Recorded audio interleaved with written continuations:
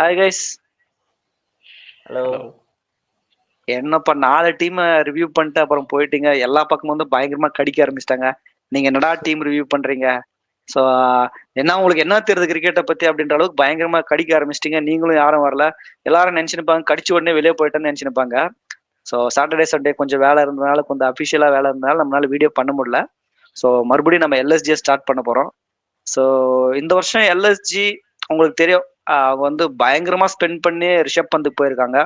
அதே மாதிரி ஒரு சில நல்ல பிளேயர்ஸ் எடுத்திருக்காங்க. ஸோ நான் வந்து அந்த பிளேயிங் லெவன் வந்து இப்படிதான் இருக்கும் அப்படின்னு நான் சஜெக்ட் பண்ணி ஒரு பிளேயிங் லெவன் சொல்றேன். அதுல ஏதாவது சேஞ்சுன்னா சொல்லுங்க, நம்ம அப்படியே டிஸ்கஸ் பண்ணலாம். ஸோ ஐ திங்க் அவங்க பிளேயிங் லெவன்ல ஓப்பனிங் வந்து அவங்களுக்கு கொஞ்சம் பிரச்சனையா இருக்கும்னு நான் நினைக்கிறேன். ஏன்னா அவங்களுக்கு ஓப்பனிங் ஸ்லாட்ல மெயின் பேட்டர்ஸ்னு யாருமே இல்லை. ஸோ நீங்க போனா ஒன்று எய்டன் மார்க்ரம் கூட போகலாம், மிச்சல் மார்ஸ் கூட பண்ணலாம். ஏன்னா மிச்சல் மார்ஸ் வந்து ஆல்ரெடி 1 or 2 டைம்ஸ் ஓப்பனிங் இறங்கியிருக்காரு. அவர் 1 down ஸ்லாட் தான், பட் ஓப்பனிங் அவரை நம்பி இருக்கலாம். அப்படி நீங்க எய்டன் மார்க்ரம் மிச்சல் மார்ஸ்ல யாராவது ஒருத்தரை கீழே இறக்கிட்டா நீங்க வந்து ஆயுஷ் பதனியை ட்ரை பண்ணி பார்க்கலாம். ஏன்னா அவங்களுக்கு வந்து இப்போ வந்து எப்படி சொல்றதுன்னா, ஒரு ஓப்பனிங்ல பயங்கரமான பிளேயர் அப்படின்ற ஒரு ஓப்பனிங் ஸ்லாட்டை ஃபில் பண்ற மாதிரி ஒரு பிளேயர் இல்லை. ஸோ நீங்க உங்களுக்கு மிடில் ஆர்டர் பொறுத்த வரைக்கும் செம ஸ்ட்ராங்கா இருக்காங்க. மிடில் ஆர்டர் நீங்க அடிச்சுக்கவே முடியாது. Rishabh Pant, Nicholas Pooran, David Miller. So இந்த இந்த இதுவே வந்து உங்களுக்கு ஒரு பயங்கரமான கோர் தான். ஏன்னா இந்த 3 லெஃப்ட் ஹேண்டர்ல யாராவது ஒரு 2 பேருக்கு மாட்டிருச்சுன்னா அது ஒரு பயங்கரம். ஸோ அதுக்கடுத்து நம்பர் 6 பாத்தீங்கன்னா ஒரு அப்துல் சமாத் மாதிரி ஒரு டெஸ்ட்ரக்டிவ் பேட்ஸ்மேனோட போலாம். அவரு ஒரு எஸ்ஆர்ஹெச்ல வந்து 1 or 2 இன்னிங்ஸ் நல்லாவே பண்ணியிருக்காரு. நல்லா மாட்டிடுச்சுன்னா ஒரு ஒரு 20க்கு 40 அந்த மாதிரி எபிலிட்டி இருக்கிற ஒரு பிளேயரு. ஸோ நீங்க பினிஷருக்கு அப்படி வச்சுக்கலாம். அவர் கூட ஒரு ஆல்ரவுண்டரா ஷபாஷ் அகமது போலாம். ஏன்னா உங்களுக்கு 4 ஓவர் போடக்கூடிய ஸ்பின் போடக்கூடிய ஒரு கேப்பபிலிட்டி இருக்கு. ஒரு ஆட் ஹிட்டரும் கூட கொஞ்சம் கொஞ்சம் ஆடா போவாரு. ஸோ அப்படி பார்க்கும்போது ஷபாஷ் அகமது நான் நம்பர் 7 வச்சிருக்கேன். பவுலிங்னு பாத்தீங்கன்னா அவங்களுக்கு வந்து ஃபாரின் பிளேயர்ஸ் யாருமே இல்லை. ஏன்னா அவங்களுக்கு இந்த ஒரே ஒரு பிளேயர் தான், ஷமார் ஜோசப் மட்டும்தான் அவங்க ஃபாரின் பிளேயரா எடுத்து வச்சிருக்காங்க. ஸோ அவங்களுக்கு பவுலிங் ஸ்லாட்ல ஒரு ஒருத்தரை கொண்டு போனோம்னா அவங்களுக்கு யாருமே இல்லை ஃபாரினர். ஸோ அவங்க இந்தியன் கோரை நம்பி தான் போறாங்க.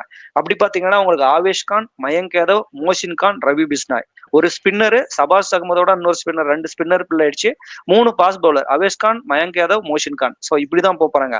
அப்படி நீங்க இன்னொரு பவுலரோட போனோம்னா ஆகாஷ் தீப் கூட போலாம். அவரும் வந்து ஒரு ஒரு ஸ்லாட் பில் பண்ணுவாரு. ஸோ இதுதான் அவங்களுடைய பிளேயிங் லெவல்ல மேக்ஸிமம் ஃபிக்ஸ் ஆகும்னு நான் நினைக்கிறேன். ஸோ இந்த பிளேயிங் லெவல்ல உங்களுக்கு ஏதாவது சேஞ்சஸ் இருக்கா? இல்ல இதோட இந்த டீமோடவே போனா பர்ஃபெக்டா இருக்குமா, இல்ல இல்ல இதோட அவங்க இன்னும் நல்ல டீமை வலுப்படுத்தலவா? ஸோ உங்களுடைய கமெண்ட்ஸ். அதுல பாத்தீங்கன்னா ஓப்பனிங்ல மிச்சில் மார்ச் வந்து ஆவரேஜ் பாத்தீங்கன்னா 19 தான் இருக்குது. அதுவே ஆயுஷ் பத்தோனின்னு பாத்தீங்கன்னா 24 இருக்குது. அவங்க 2 பேரை கம்பேர் பண்ணும்போது ஆயுஷ் பத்தோனி ஓகே, பட் ஆனா மிச்சில் மார்ச் பவுலிங்கும் பண்ணுவாரு, ஒரு ஆல்ரவுண்டர் பர்ஃபார்மன்ஸ் பண்ணுவாருன்ற போது பார்த்தாக்கா ஓகே தான். ஆனா ஆயுஷ் பத்தோனி பாத்தீங்கன்னா ஸ்ட்ரைக் ரேட்டும் சரி, ஆவரேஜும் சரி, மிச்சில் மார்ச்சோட அதிகமா தான் இருக்காரு. அதான் அதுல வந்து இப்போ ஓப்பனிங்கை பொறுத்த வரைக்கும் நீங்க வந்து மிச்சல் மார்ஸா எய்டன் மார்க்ராமான்றது வந்து ஒரு, ஏன்னா இவங்க 2 பேருமே வந்து ஓப்பனிங்ல நம்ம இப்போதைக்கு இருக்கிற ஸ்லாட்டை ஃபில் பண்ணி வச்சிருக்கான். ஏன்னா நமக்கு யாரும் இல்லை. இவங்க கொஞ்சம் ஓப்பனிங் ஆல்ரெடி கொஞ்சம் எக்ஸ்பீரியன்ஸ் இருக்கிறதுனால போறோம். பட் இவங்களுடைய நீங்க ஸ்டாட்ஸ் படி பாத்தீங்கன்னா அவங்களுடைய ஆவரேஜ் எல்லாம் பிலோ 30 தான் இருக்குது. ஏன்னா ஒரு எய்டன் மார்க்ரம் 2022க்கு அப்புறம் சவுத் ஆப்பிரிக்காவுக்கும் 50 அடிச்சதுல, ஒரு லீக் ஸ்டேஜ்ல ஒரு 50 அடிச்சதுல 2020ல. அப்படி இருக்கும்போது அவர் ஆவரேஜ் வந்து பிலோ 30. நீங்க ஒரு ஓப்பனிங் பேட்ஸ்மேனா இருந்துக்குன்னு மிச்சல் மார்ஸ் ஆவரேஜ் பாத்தீங்கன்னா 19. நீங்க ஆயுஷ் பதனி கூட ஆவரேஜ் வந்து 24 வச்சிருக்காருன்னு சொல்றீங்க. அது வந்து மிடில் ஆர்டர் ஆடுது. அவர் ஒருவேளை ஓப்பனிங் வந்து பயங்கரமா பண்ணுவாரா அப்படின்னு நமக்கு தெரியாது.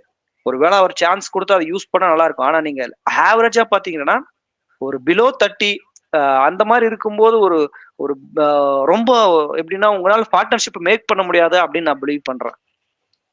நீங்க என்ன சொல்றீங்க ஓப்பனிங்க பத்தி? கரெக்ட் தான். ஏன்னா சஜஷன் இருக்கா? இல்ல இப்ப இருக்கிற அந்த டீம் எடுத்து வச்சிருக்கிறத பார்த்த வரைக்கும் பாத்தீங்கன்னா மிஷில் மார்ஸ் அப்புறம் வந்து மார்க்ரம், நீங்க சொன்ன மாதிரி இது 2 பேர்ல தான் யாராவது ஒருத்தருங்க வந்து ஓப்பனிங் பண்ணி ஆகணும். மார்க்ரம் வந்து அவங்க வந்து சவுத் ஆப்பிரிக்காலே அவர் வந்து T20ல அவர் ஓபன் பண்றது இல்ல. அப்படின்ற போது வந்து மார்ஸை வச்சுதான் அவங்க வந்து ஓபன் பண்ணுவாங்கன்னு நினைக்கிறேன். நீங்க சொன்ன மாதிரி பவுலர்ஸ் யாருமே எடுக்கல. அவங்க ஒன்லி பேட்டிங்ல தான் அவங்க கான்சென்ட்ரேட் பண்ணிக்கிறாங்க. அப்படி வேணா நம்ம மார்க்ரமும் மார்ஷும் வந்து நம்ம ஆல்ரவுண்டரா எடுத்துக்கலாம். அப்படியே எடுத்தாலே வந்து 4 பேருமே வந்து நம்ம பேட்டிங்ல தான் வந்து அவங்கள போக்கஸ் பண்ற மாதிரி இருக்கும். வேற வந்து பாத்தீங்கன்னா ஆல்ரவுண்ட்ல பாத்தீங்கன்னா வெறும் ஷபாஷ் அகமது இல்லைன்னா அப்துல் சமாத், அவர் வந்து பியூர் பேட்ஸ்மேனு. ஸோ இருக்கிறதே பாத்தீங்கன்னா ஷபாஷ் அகமது மட்டும்தான் வந்து இங்க ஒரு பியூர் ஆல்ரவுண்டரா இருக்காரு. மத்தபடி பாத்தீங்கன்னா எல்லாருமே பேட்டிங் ஆல்ரவுண்டர் தான். மிஷில் மார்ஸா இருக்கட்டும், மார்க்ரமா இருக்கட்டும்.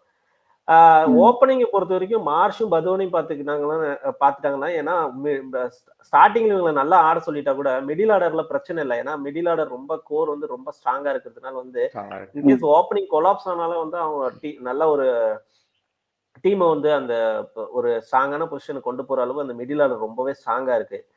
நீங்க சொன்னீங்க அப்துல் சமாதை வந்து 6th ஆட வைப்பேன்னு சொல்லிட்டு, நான் வந்து டேவிட் மில்லரோட தான் போவேன். பூரான், டேவிட் மில்லர், மார்க்ரம், மார்ஷ், இந்த 4 ஃபாரின் பிளேயர்ஸோட போவேன். இல்ல மில்லர் வந்து 5th பொசிஷனுக்கே வந்துறாரு. நான் மில்லருக்கு அப்புறம் தான் அப்துல் சமாத் சொல்றேன். நான் ஃபர்ஸ்ட் வந்து ஓப்பனிங் பாத்தீங்கன்னா மார்ஷ், பதோனி. தேர்ட் வந்து நான் ஒன் டவுனா மார்க்ரம் நான் ஓபன் பண்றேன். ஏன்னா நம்ம 4 ஃபாரின் பிளேயர் யூஸ் பண்ணிக்கலாம் இல்லையா? அதனால வந்து கண்டிப்பா மார்க்ரம், பூரான், மில்லர் இவங்களை வந்து பண்ட்டை வந்து நான் செகண்ட் டவுன் பண்ணிட்டு, அடுத்து வந்து 5th வந்து நிக்கோலஸ் பூரான், 6th வந்து டேவிட் மில்லர், அடுத்தது தான் வந்து நான் ஷபாஷ் அகமத் கூட போறேன். ஷபாஷ் அகமத் அப்புறம் வந்து பாஸ்ட் பவுலிங் பாத்தீங்கன்னா ஒரு 3 பியூர் பாஸ்ட் பவுலர்ஸ். ஒருத்தவங்க ஆவேஷ் கான், இன்னொருத்தவங்க மயங்க் யாதவ்.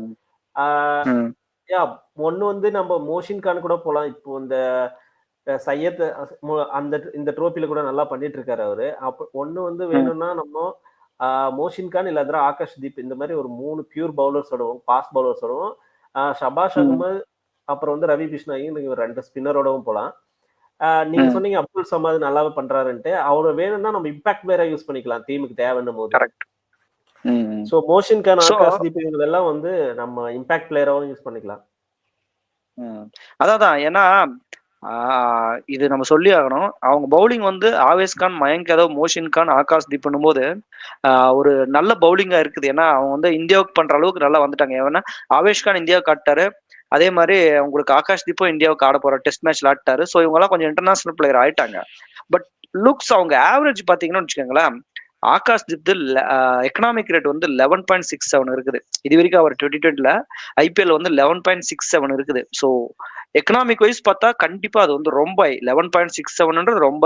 ஒருவேளை நீங்க 8.5 பிலோ இருந்தா தட்ஸ் குட். அப்ப ஆகாஷ் தீப் அவ்வளவு இருக்கும்போது அவர் வந்து அங்க பர்ஃபார்ம் பண்ணுவாரா? ஏன்னா நீங்க 11.67 போது ஓவருக்கு 12 ரன் கொடுக்க போறீங்க. அப்ப உங்களுக்கு 48 ரன் 50 ரன். ஒருவேளை இந்த வருஷம் அதெல்லாம் ரெடி பண்ணிட்டு அவர் கரெக்டா வந்தாருன்னா பயங்கரமான பிளேயர். ஆனா ஆவேஷ் கான், மயங்க் யாதவ், மோஷின் கான் வந்து சூப்பர் ஆவரேஜ் எக்கனாமிக் வச்சிருக்காங்க. ஒரு ஆவேஷ் கான் வந்து 8.87 அண்ட் மயங்க் யாதவ் வந்து 7, அப்புறம் மோஷின் கான் வந்து 8.51. இது வந்து பார்த்தா என்னடா 9 எல்லாம் ஒரு எக்கனாமிக் ரேட்டுன்னு அதிகம் கம்மின்னு சொல்றீங்களான்னா, கண்டிப்பா லாஸ்ட் வருஷம் நீங்க தெரியும் எல்லா மேட்சுமே ஆவரேஜா 230 240 ரன் அடிச்சாங்க ஒரு கிரவுண்ட்லயும். அப்படி இருக்கும்போது பவுலரை பார்த்தாலே நமக்கு பாவமா தான் இருக்குது. அப்படி அந்த மாதிரி ஒரு 230 240 அடிக்க வேண்டிய இடத்துல உங்களால 4 ஓவருக்கு 9 எக்கனாமிக் கீழே போட முடியும்னா டெஃபினெட்லி யுவர் குட் பவுலர். ஏன்னா 4 ஓவருக்கு 36 ரன் தான் நீங்க கொடுப்பீங்கன்னா அது கொஞ்சம் ஹையர் சைடு. முன்னாடி அது ஹையர் சைடு. இப்போ வந்து 4 ஓவருக்கு 36 ரன் கொடுத்தீங்கன்னா இப்ப இருக்கிற பேட்டிங் பிச்சுக்கு ஐ திங்க் ஓகே தான். 4 ஓவருக்கு 36 ரன் கொடுத்து 2 விக்கெட் எடுத்தீங்கன்னா ஸோ சூப்பர். ஸோ அப்படி பார்க்கும்போது இவங்களுடைய பவுலிங் வந்து முழுசா இந்தியன் கோரை நம்பியிருக்காங்க. நீங்க Rishabh Pant, Nicholas Pooran, David மில்லரை பத்தி ஒரு வரையும் இல்ல. ரிஷப் பந்த் 148 ஸ்ட்ரைக் ரேட் வச்சிருக்காரு மிடில் ஆர்டர்ல. அதே மாதிரி இவர் வந்து டேவிட் மில்லர் வந்து 140 வச்சிருக்காரு. நிக்கோலஸ் பூரான் 162 வச்சிருக்காங்க. அப்ப நினைச்சு பாருங்க, இந்த 3 பேர்ல யாராவது ஒரு 2 பேருக்கு மாட்டிடுச்சுன்னு வச்சுக்கோங்களேன், முடிஞ்சு மேட்ச். ஓகேவா? அந்த அளவுக்கு இவங்களுடைய ஒரே ஒரு மைனஸ்ன்னு பார்த்தா என்ன பொறுத்த வரைக்கும் அந்த ஓப்பனிங் ஸ்லாட் அது ஒரு பயங்கரமான ஒரு மைனஸா தெரியுது.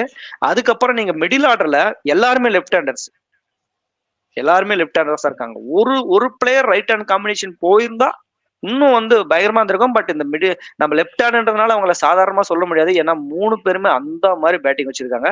அப்துல் சமாத் வந்து அவருடைய ஆவரேஜ் ரொம்ப கம்மியா இருக்கு, பட் ஸ்ட்ரைக் ரேட் ரொம்ப சூப்பரா இருக்கு. 146 வச்சுருக்காரு.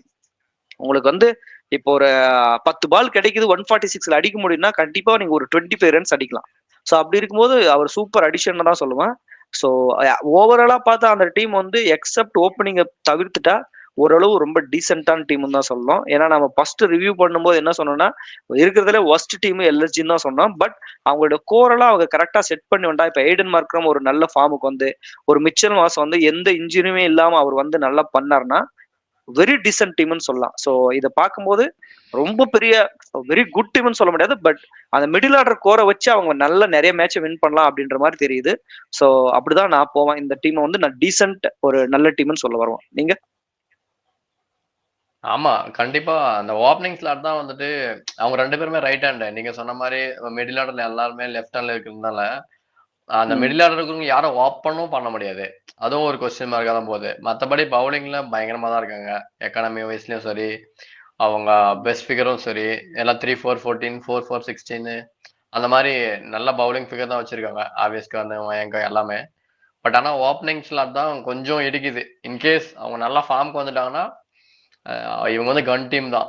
ஏன்னா மிடில் ஆர்டர்ல பயங்கரமான ஆளுங்க இருக்காங்க. நம்ம மில்லரா இருக்கட்டும், நிக்கோலஸ் புரானா இருக்கட்டும், ஒரு மேட்ச் வின்னர்ஸ் அவங்கலாம். சிங்கிள் ஹேண்ட்ல மேட்ச் வின் பண்ணக்கூடிய பிளேயர்ஸ். ஸோ சீரியஸாவே நல்ல நல்ல பிளேயர்ஸ் பிளஸ் நல்ல டீம் தான் பிளேயிங் லெவல்ல இவங்க. நீங்க? நான் என்ன சொல்லுவேன்னா, இவங்க வந்து ரிஷப் பண்ட்டுக்கே அவ்வளோ பே பண்ணதுனால அவங்களால ஒரு ப்ராப்பரான ஒரு ஓப்பனர்ஸ் எடுக்க முடியலையோன்னு தோணுச்சு. Correct. அதே வந்து குர்பாஸ் இல்ல பில் சால்ட் இவங்க எல்லாமே வந்து அட்லீஸ்ட் பில் சால்ட் எல்லாம் மோர் தென் 10 crore போனாரு. ஆனா குர்பாஸ் இந்த மாதிரி பியூர் ஓப்பனர்ஸ் எல்லாம் இருந்தாங்க.